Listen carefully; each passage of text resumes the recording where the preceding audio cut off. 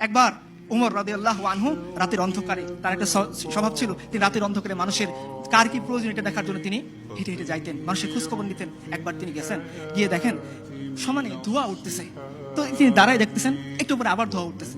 Lockdown সময় ধরে তিনি পর্যবেক্ষণ করলে আবার ধোঁয়া উঠতেছে। তো তিনি আস্তে আস্তে আস্তে কাছে গেলেন, গিয়ে বললেন, দেখলেন যে একজন মহিলা তার সন্তানটা পাশে বসা, সে ডেচকির ভিতরে কি যেন জাল দিচ্ছে আর ধোঁয়া উঠছে। তো বলছে, মা আপনি কোত্থেকে আসছেন, কি করতে আসছেন?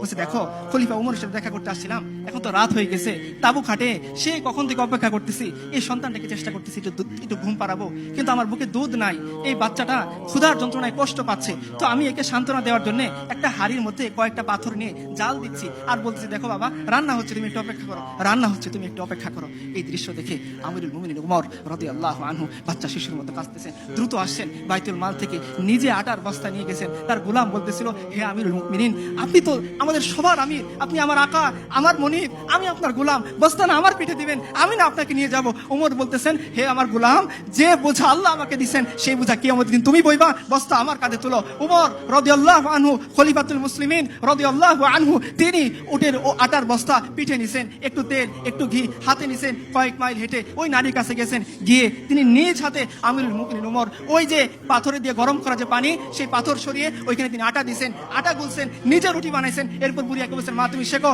এই উমর খলিফাতুল মুসলিমিন রাদিয়াল্লাহু আনহু তিনি চলে গেছেন ওই বাচ্চার কাছে, গিয়ে যে উমরকে দেখলে শয়তান রাস্তা ছেড়ে দেয়, এই উমর বাচ্চা, আমরা যেভাবে ঘোরাঘোরা খেলি পিচ্চির সাথে, এই খলিফাতুল মুসলিমিন উমর রাদিয়াল্লাহু আনহু বাচ্চা শিশুর সাথে তিনি ঘোরাঘোরা খেলতেছেন আর বলতেছেন,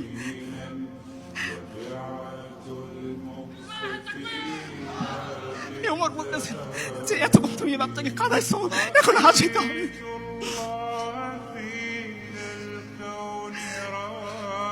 আমি আমার কোন নেতার কথা বলতেছি না যারা মানুষের ভোট ডাকাতি করে নেতা, আমি আমার নেতার কথা বলতেছি যিনি আল্লাহর কাছ থেকে জান্নাতের সার্টিফিকেট পাইছে। উনি বলতেছেন যে ওমর, যতটুকু তুমি বাচ্চাকে খাওয়াইছো এখন তোমাকে হাসিতে হবে।